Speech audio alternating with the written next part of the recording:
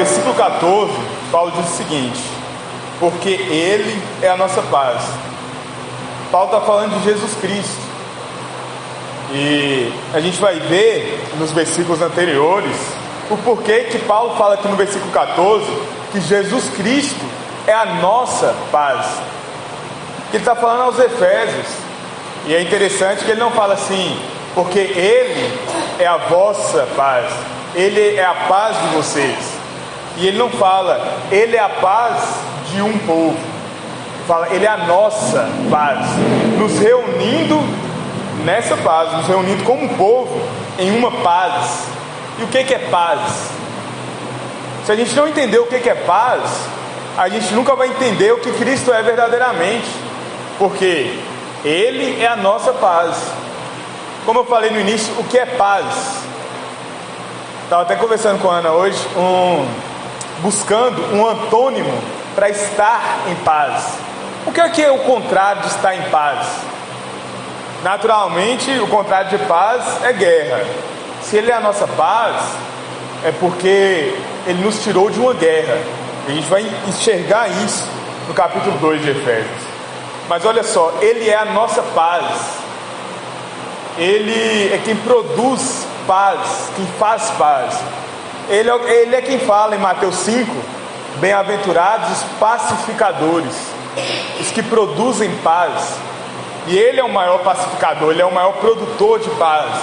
Hoje, como eu falei no início, segundo domingo do Advento, nós vamos falar sobre paz. O que é paz? O que é estar em Cristo?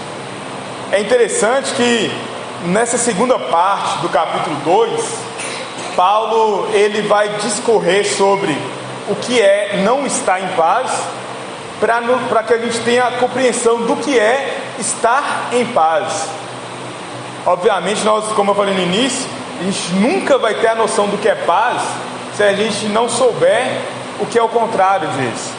No início do capítulo, Paulo fala o seguinte, no versículo 1: Ele vos deu vida, estando vós mortos nos vossos delitos e pecados, os quais andaste outrora, segundo o curso deste mundo, segundo o príncipe da potestade do ar, do espírito que agora atua nos filhos da desobediência.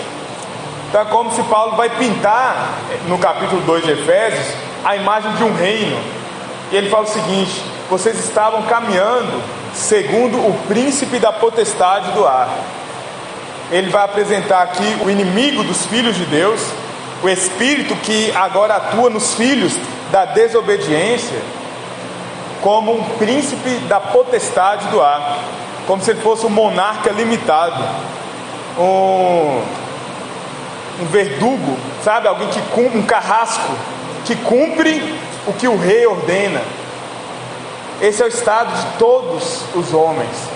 E Paulo está dizendo: vocês estavam como todos os homens nesse estado.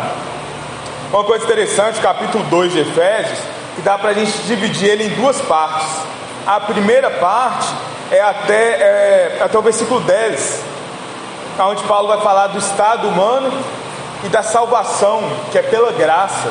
É o que ele fala no versículo, ele apresenta o estado, versículos 1 ao 3, e no 4 ele vai falar: mas Deus, vendo o estado de vocês, o estado de morte, o estado de quem vivia segundo o espírito da desobediência, como um filho de Satanás. Deus, vendo isso, mas Deus, sendo rico em misericórdia, por causa do grande amor com que nos amou, estando nós mortos nos nossos delitos, Ele nos deu vida juntamente com Cristo. Pela graça sois salvos.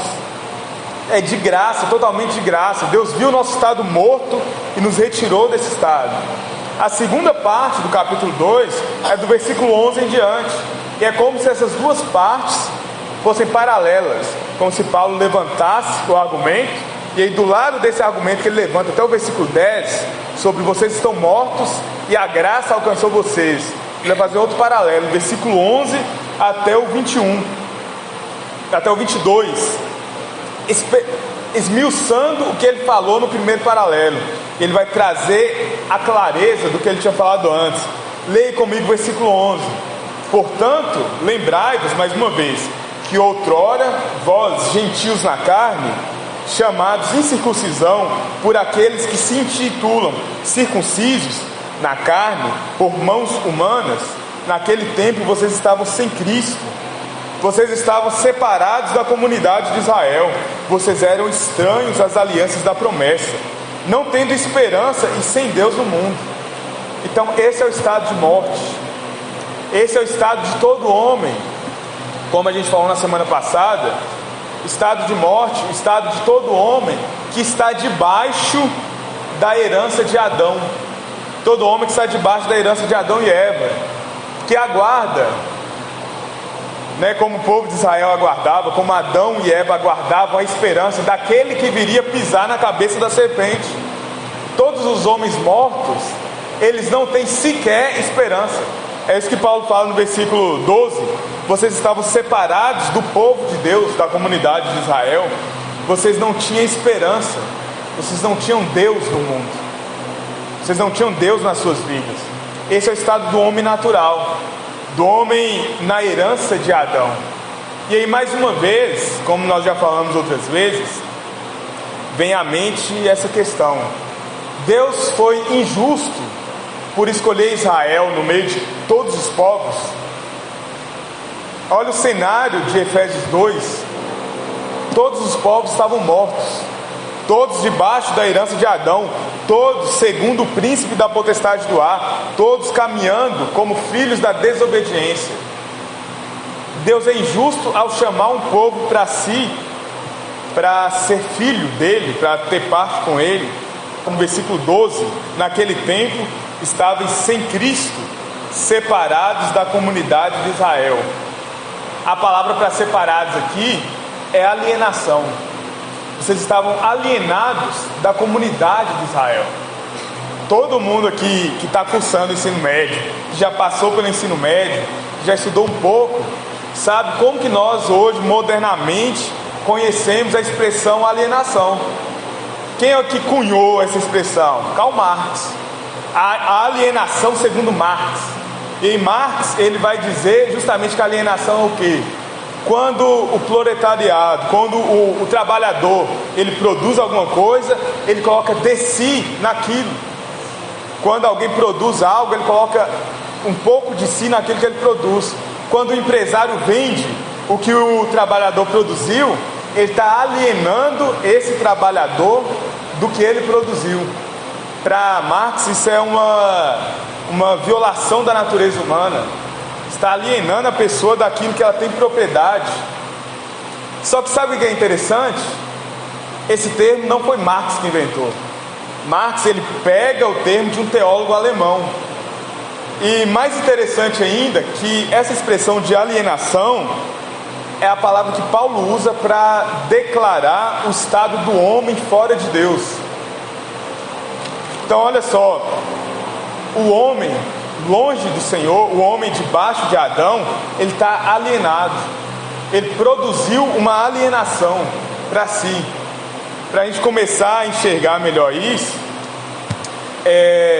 como a gente falou na semana passada, de Adão e Eva, em Gênesis 3, qual que é a primeira marca da alienação de Adão e Eva? Eles tentam produzir para si novas vestes, novas roupas. Eles tentam produzir roupas de figueira para eles, para se cobrir. Quando eles se enxergam nus, depois de comer do fruto proibido, eles tentam produzir novas roupas para si. Eles estão ali se alienando um do outro. Eles estão produzindo alienação entre si. Então a gente entendendo isso, que Marx vai usar a alienação como a base da luta de classes, que é como se ele dissesse assim: a incapacidade de mudar as coisas que o indivíduo tem. O indivíduo quer mudar, ele não consegue mudar, ele não pode mudar e ele está fadado a isso. Então ele está alienado. E ele está preso nesse ciclo de alienação. E aí, como eu falei, essa palavra ela é interessante porque ela aparece na Bíblia só 3 vezes. E ela é a base para a gente entender o que é a paz. E é por isso que Paulo vai trazer ela antes de falar da paz. Essa palavra ela aparece na Bíblia só 3 vezes e é no Novo Testamento, falando justamente sobre isso.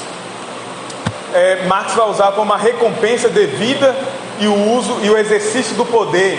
Então, quando o trabalhador ele não recebe a recompensa devida, quando um poder é colocado sobre ele, quando tem um sistema sobre ele está alienado.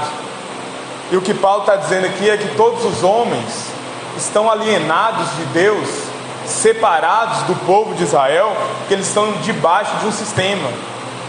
E o que Marx vai promover? Vai buscar, vamos mudar então, vamos lutar contra o sistema, para mudar as coisas. E o que Paulo está mostrando para nós? Vocês estão debaixo de um sistema que não tem como mudar, porque o estado de vocês, de alienação, não pode ser transformado. Vocês não podem produzir com as suas mãos frutos de mudança, porque o que Paulo traz? Vocês estão alienados, separados. Todos os homens se fizeram estrangeiros, se fizeram estranhos.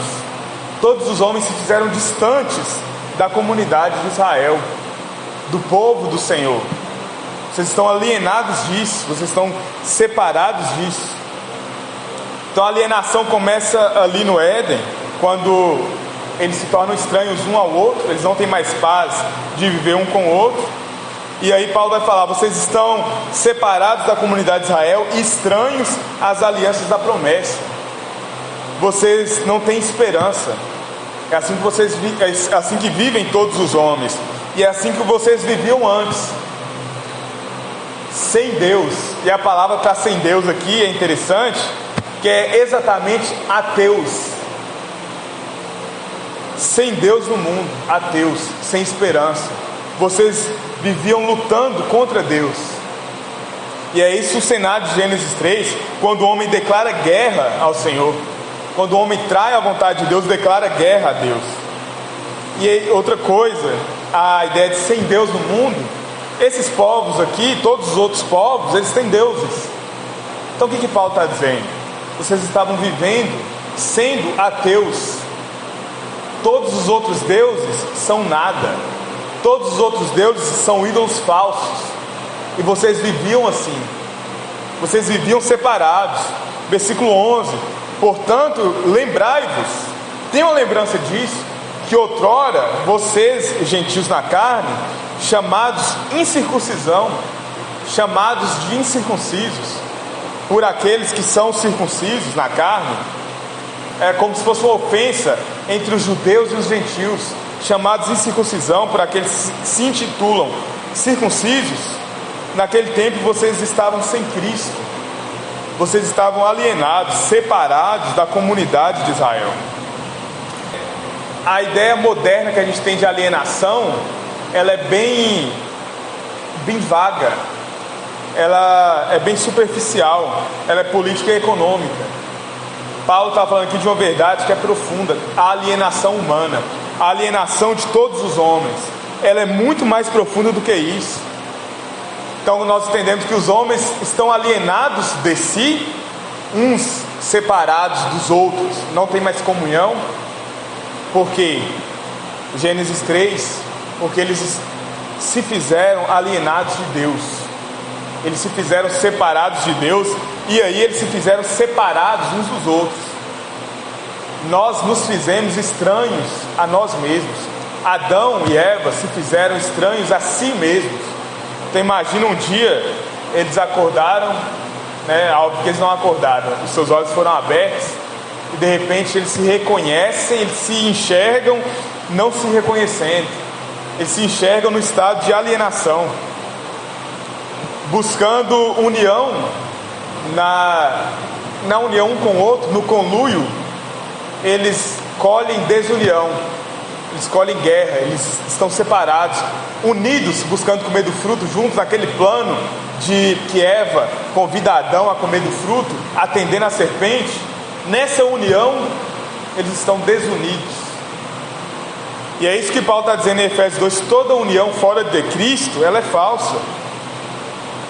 Todos os homens se tornaram estrangeiros, estranhos, separados, alienados, quando eles deveriam ser cidadãos de um reino, de uma cidade, da cidade celestial. Todos se tornaram ímpios, separados quando eles deveriam ser filhos. Os homens se tornaram meras criaturas quando eles deveriam desfrutar do amor de Deus totalmente.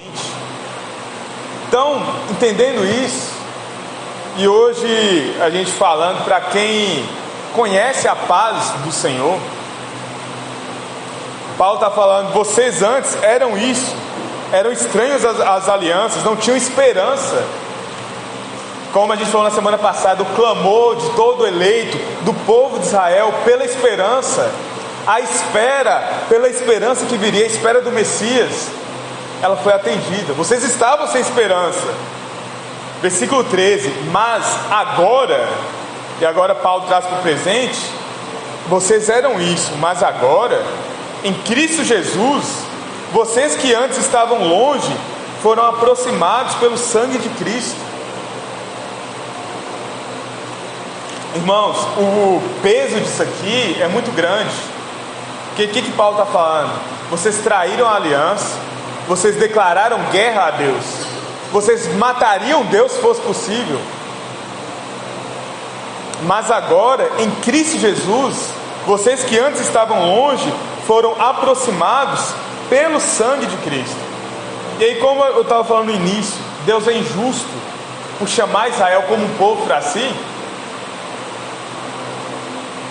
O que Adão merecia? O que Eva merecia? Por trair a vontade do Deus Criador, por atender a palavra da serpente. Todos os homens mortos em seus delitos e pecados, alguns são chamados por Deus. Deus chama a rebanha, Ele chama Israel para si, Ele chama um povo para si, no meio de todos os miseráveis. E aí Paulo está dizendo, e vocês, gentios, que estavam separados do povo de Israel, vocês também foram chamados.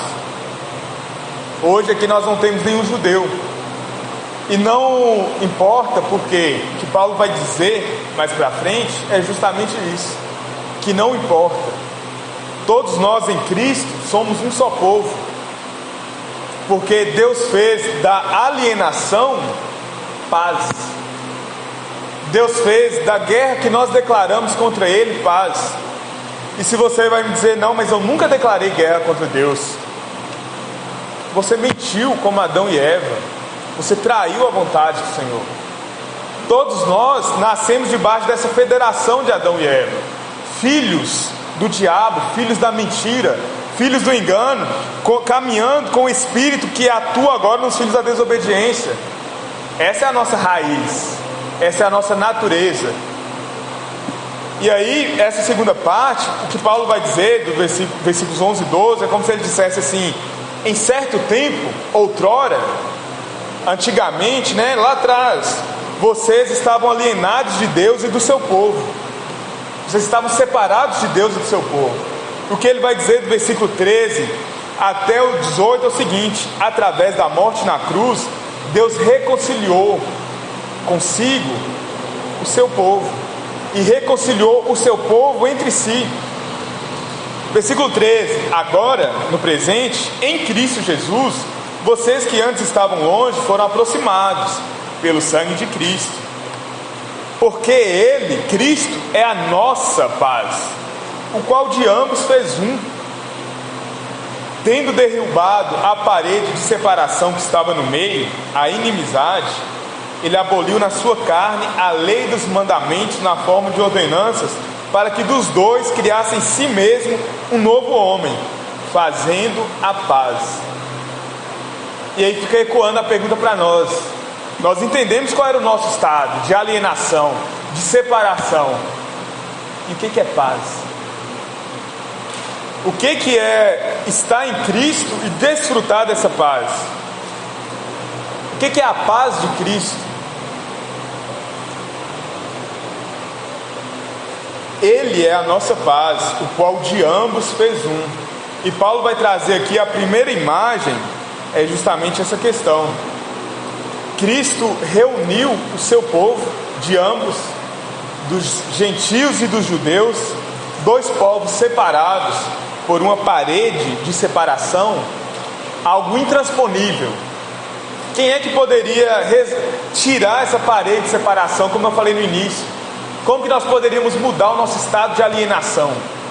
Como que nós poderíamos mudar o nosso estado de separação se somente o povo de Israel foi escolhido, foi eleito no meio de todos os povos? Você consegue se fazer israelita? Você consegue se fazer judeu? Você consegue se fazer escolhido? Se fazer eleito? Você consegue mudar a sua natureza? Não dá para mudar, irmãos. Nós não podemos mudar isso que nós somos. Nós não podemos mudar a nossa natureza, a nossa nacionalidade. E essa era a barreira de separação entre o povo de Deus e os outros povos. A parede que separava, esse símbolo permanente, fixado. Israel é diferente dos outros povos. Então Deus chama Israel para ser luz para as nações. Deus chama Israel para ser esperança para as nações. Deus chama Israel para ser um modelo para as nações. Então todas as nações são os gentios, que não conseguiam se tornar israelitas.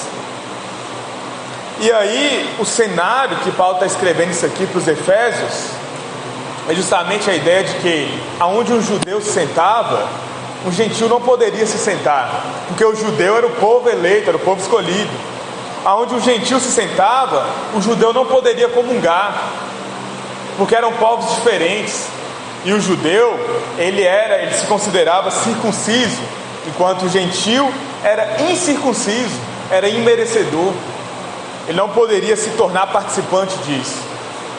E quem é que pode mudar isso? Quem pode mudar a sua nacionalidade?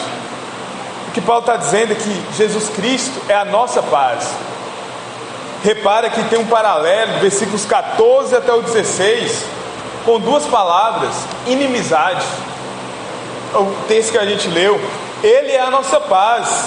Ele fez de ambos dois diferentes, Ele transformou em um só. Tendo derrubado a parede de separação que estava no meio, a inimizade, Ele aboliu na sua carne a lei dos mandamentos na forma de ordenanças, para que dos dois criasse em si mesmo um novo homem, fazendo a paz. Então o que é a paz? Versículo 16: e reconciliasse ambos em um só corpo com Deus, por intermédio da cruz, destruindo por ela a inimizade. A gente tem a inimizade no versículo 14 e a inimizade no versículo 16. O que Paulo está dizendo? Cristo nos dá uma nova vida. Cristo nos faz pertencente a um novo povo. Ele destrói as duas inimizades. Cristo destrói a inimizade de Israel com os gentios, dos judeus com os gentios, e Ele destrói em si mesmo a nossa inimizade com Deus por meio da cruz. Ele aboliu na sua carne a lei dos mandamentos na forma de ordenanças. Não confunda, irmãos, com essa lei com os 10 mandamentos. Ele aboliu na sua carne a lei que separava Israel dos outros povos.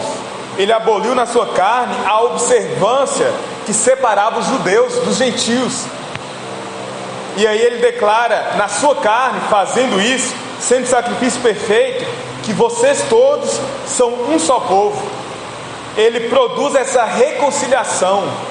Ele declara na cruz que os gentios e os judeus podem ser um só Israel, que Ele é o Israel perfeito, e nele esses povos são reunidos. Israel sendo luz para as nações, agora finalmente se cumpre o seu propósito de trazer as nações para a promessa. E aí Jesus Cristo quebra, derruba essa parede de separação entre os dois povos, quebra essa inimizade, e Ele dá uma nova vida para os judeus, Ele dá uma nova vida para os gentios, Ele dá uma nova vida para todas as pessoas, produzindo paz, destruindo as duas inimizades. E aí, como eu falei no início, o que Ele nos dá com isso?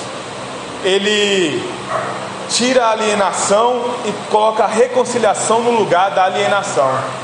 No versículo 16, a segunda inimizade: reconciliasse ambos em um só corpo com Deus, por intermédio da cruz, destruindo pela cruz a inimizade. que os homens tinham com Deus. O que a gente está entendendo aqui? Estar em Cristo, ter Deus, estar com Deus, inclui ter paz. E isso não é só ter paz com Deus. Nós não podemos dizer que nós temos paz com Deus se nós não temos paz com o nosso irmão, com o nosso próximo. Isso é uma falsa paz, é uma ilusão de paz. Paulo está exortando que os judeus e os gentios a viverem como um só povo, porque em Cristo todos foram feitos um só Israel, um só povo. A cruz, ela quebrou, ela destruiu, ela aboliu as duas alienações dos homens, a dupla alienação que os homens tinham de si mesmos uns com os outros e de Deus. A cruz tirou a separação que nós tínhamos de Deus. A cruz tirou a separação que nós tínhamos uns dos outros. Então, mais uma vez, o que é ter paz? O que é desfrutar da paz? O que é viver a paz? Paulo está trazendo para a gente, versículo 14: Cristo é a nossa paz. Então Ele é o que? A nossa reconciliação. Ele nos tira da guerra de uns com os outros. Ele nos tira da necessidade de guerrearmos, de lutarmos uns com os outros. O que é paz também, ainda nesse contexto? Versículo 16: por intermédio da cruz, Ele destruiu a inimizade. E vindo, evangelizou paz a vocês que estavam longe, e paz também aos que estavam perto, aos gentios e aos judeus. Assim já não são estrangeiros e peregrinos. Vocês não são mais alienados, vocês não são mais estrangeiros, mas concidadãos dos santos. Vocês são família de Deus. Vocês estão reunidos em uma só família. Estar na mesa de Deus é exatamente isso. Ser igreja é exatamente isso.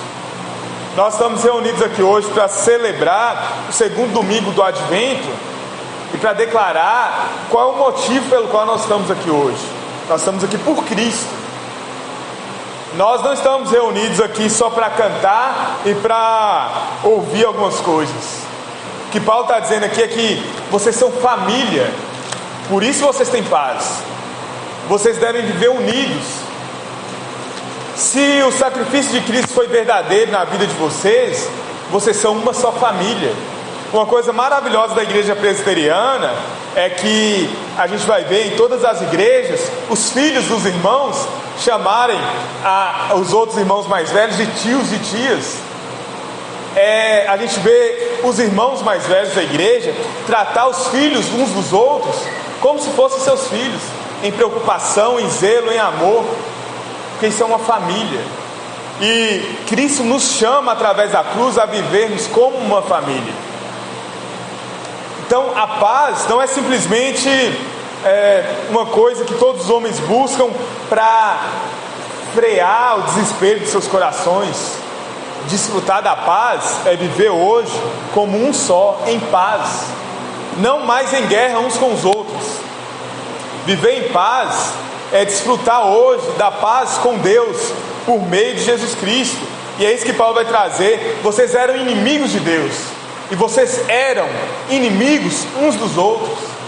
Vocês viviam lutando uns com os outros porque vocês não tinham paz em Deus. Mas agora em Jesus Cristo vocês são um só povo. Deus, Ele age com misericórdia, como eu falei, em justiça da parte de Deus, eleger Israel e chamar um povo para si, quando todos estão mortos em seus delitos e pecados. Deus age com misericórdia e amor e elege alguns para salvar da sua morte. A sua voz rompe a surdez desses homens. E o que Ele exige de nós através da cruz é que nós ajamos da mesma maneira. Senão nós não somos filhos de Deus, senão nós somos meramente criaturas, e nós estamos agindo como Adão e como Eva, tentando produzir folhas para nós, para esconder a nossa nudez, nos esconder uns dos outros, para esconder a nossa necessidade, para esconder a nossa incapacidade de amar. E nós não estamos nos refugiando na cruz, no sacrifício de Deus. Nós precisamos das vestes verdadeiras que somente o Senhor pode produzir.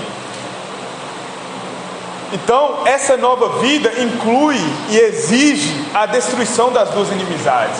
A nova vida em Cristo Jesus, ela nos dá a paz no lugar da hostilidade, a paz no lugar do ódio, o amor verdadeiro a todos os homens.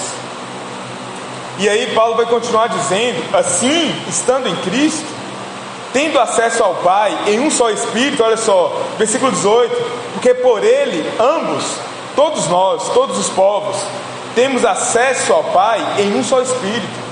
Ele coloca como se Cristo fosse uma porta. Não tem como ter acesso ao Pai por meio de outra porta.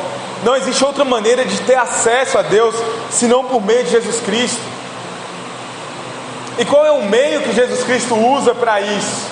Para nos dar acesso? É a sua cruz, é a crucificação. Nós temos essa porta, nós temos acesso ao Pai em um só Espírito, por meio de Cristo Jesus. Então, versículo 19 ao 22, Paulo vai dizer o seguinte: se já não estão alienados, mas sim, assim já somos membros integrais com Israel, um só povo, uma só família de Deus. Olha o que ele vai dizer no 19: assim vocês já não são estrangeiros e peregrinos, mas concidadãos dos santos. Vocês são uma só família, a família de Deus. Vocês estão edificados sobre o fundamento dos apóstolos e profetas, sendo Ele mesmo, Cristo Jesus, a pedra angular. Sendo Ele mesmo, Cristo Jesus, a pedra principal. O que é ter paz, irmãos? Declarar que nós temos paz é dizer: meu Deus, a alienação que eu produzi, eu vejo o meu irmão, o meu próximo, como estrangeiro, como estranho, eu não consigo amá-lo. Mas a razão disso não é simplesmente porque eu tenho ódio em mim, é porque eu não consigo amar o Senhor. É o retrato de Adão e Eva, alienados ali, Gênesis 3:7, quando eles começam a se alienar um do outro, a se separar um do outro, eles não têm mais comunhão. Eles tentam inutilmente, de maneira ridícula, produzir roupas de folhas de figueira, ridículo, para se esconder um do outro, roupas falhas e falsas. Como eu falei, estar em Cristo, experimentar essa paz e declarar: Senhor, eu não sei fazer roupas para mim, eu quero a sua paz. Eu não sei ter comunhão, eu quero a sua comunhão. A comunhão que ama o que é diferente, a comunhão que ama o que é estrangeiro, o que está morto. A nossa responsabilidade em Cristo, então, nós que entendemos, é de amar os que não entenderam ainda. A nossa responsabilidade é de amar os irmãos que ainda nem sabem que são irmãos. A nossa responsabilidade em Cristo é de viver como Cristo. Então, agora, versículo 13: em Cristo Jesus, vocês que antes estavam longe foram aproximados pelo sangue de Cristo, pela cruz de Cristo. Assim vocês não são estrangeiros e peregrinos. E essas duas notícias são duas notícias maravilhosas, irmãos. Mais uma vez, duas notícias maravilhosas do que é a paz, do que é experimentar a paz, do que é viver a paz. É ter paz para vestir as vestes de Deus, para vestir as vestes do Cordeiro. É ter paz para caminhar o caminho de Cristo. É ter paz para amar o que me odeia.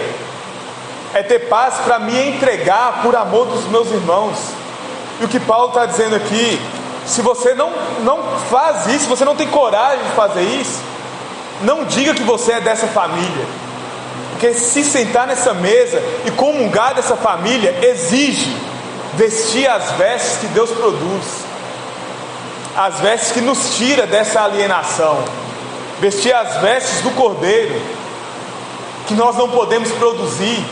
E aí, como nós falamos de Marcos no início, tolamente, falsamente, inutilmente, os homens tentam produzir e produzir métodos para que a sociedade funcione. Então, se o indivíduo é um produto do meio da sociedade, o que a gente vai fazer então? Vamos mudar a sociedade para mudar o indivíduo. Só que é um ciclo vicioso, porque todos pecaram e carecem, estão destituídos da glória de Deus. Todos estão embebidos e mergulhados em pecado. porque como Adão e Eva, buscando satisfação própria, todos os homens mergulharam em morte. Mas Deus, sendo rico em misericórdia, por causa do grande amor com que nos amou, estando nós mortos, Ele nos deu vida, Ele nos vivificou. E percebe esse marca-texto, versículo 4, mas Deus sendo rico em misericórdia, versículo 13, mas agora, em Cristo Jesus, vocês estão em Cristo Jesus, vocês foram aproximados pelo sangue de Cristo, porque Ele é a nossa paz, Ele nos dá paz com Deus. Vocês viviam guerreando contra Deus e buscando sua vontade. E o que eu estou pregando hoje aqui, o que eu estou falando, não é para quem acha que não precisa, para quem acha que já encontrou uma paz, já encontrou paz nas coisas, já encontrou paz na sociedade, já encontrou paz em uma filosofia de vida. Não é para essa pessoa que eu estou pregando, irmãos.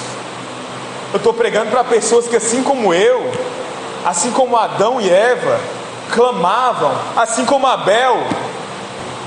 É o que eu estou pregando para aquele que Jesus prega em Mateus 5, no Sermão do Monte, o que tem fome e sede de justiça.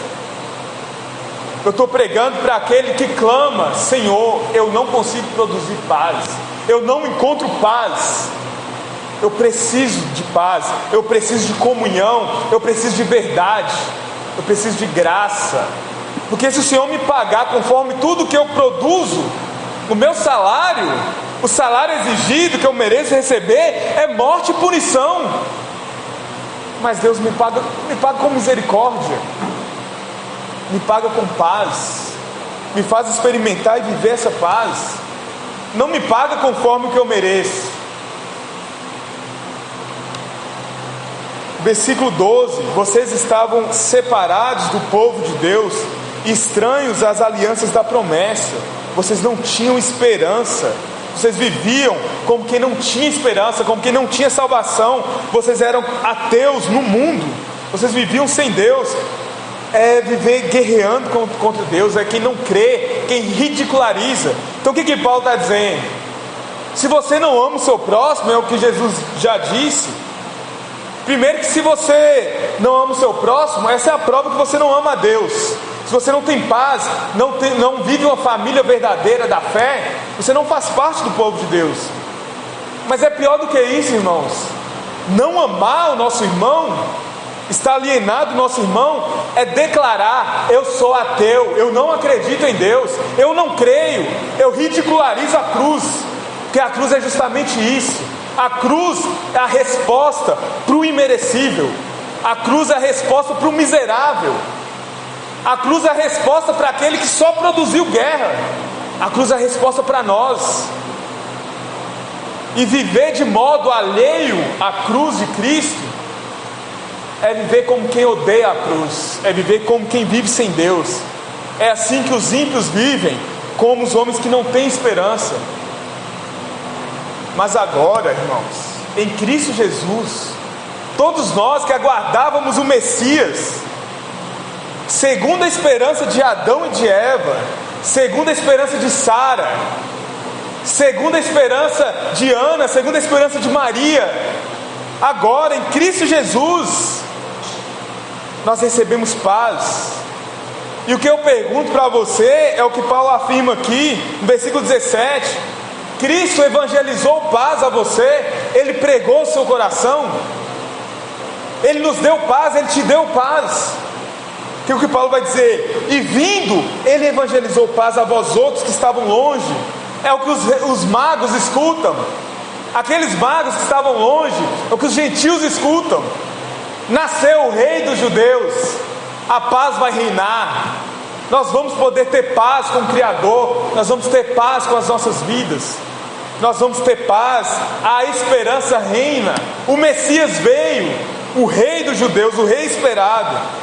Vindo, esse Rei evangelizou paz a vós outros que estavam longe, e paz também aos que estavam perto. Nos reuniu como um só povo, porque por Ele, nós todos, ambos, todos os diferentes, todos os separados, todos os marginalizados, todos os que se odiavam entre si, agora todos, ambos, temos acesso ao Pai por uma mesma porta. Temos acesso, temos uma porta ao Pai em um só Espírito.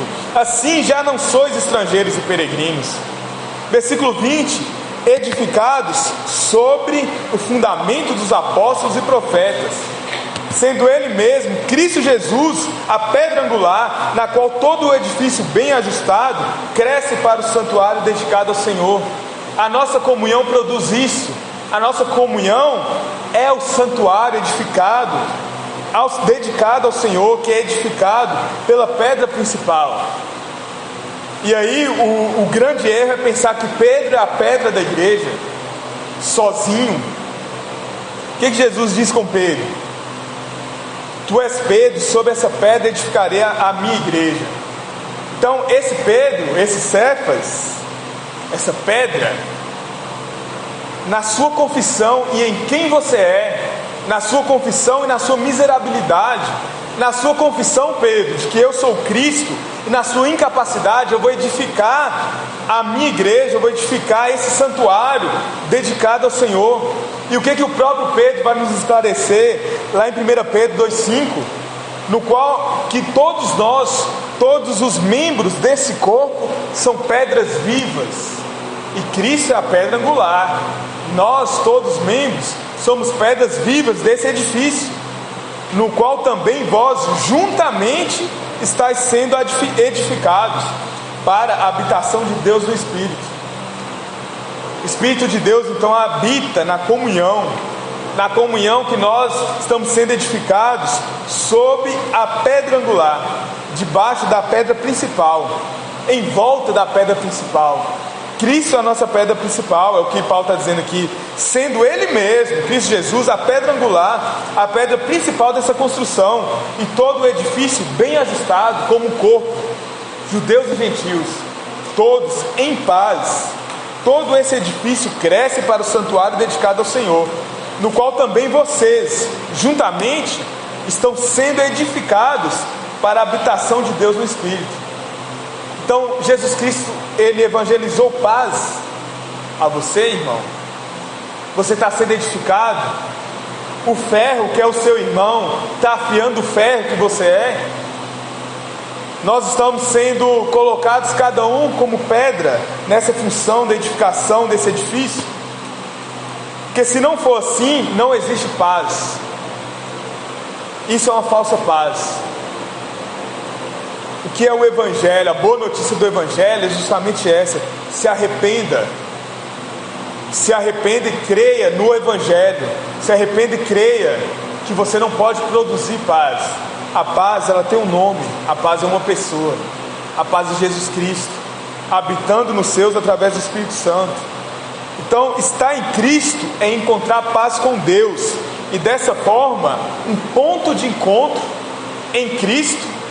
Quando nós nos encontramos com Deus em Cristo, estando em Cristo, é um ponto de encontro com os nossos irmãos. Senão nós não estamos em Deus, senão nós não estamos em Cristo, senão nós não nos encontramos com Deus. Na caminhada para o céu, nós não estamos caminhando sozinhos, nós estamos caminhando como povo, como Israel do Senhor, como igreja.